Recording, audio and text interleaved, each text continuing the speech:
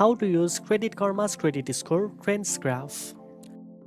First of all, open your web browser and go to the official Credit Karma website. Log into your account using your registered email and password.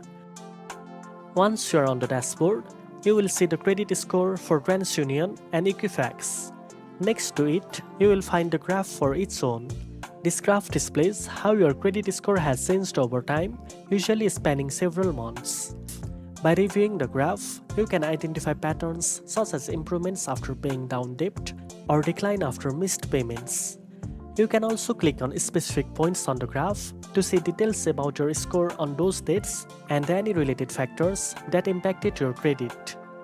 Now you know how to use Credit Karma's credit score trends graph.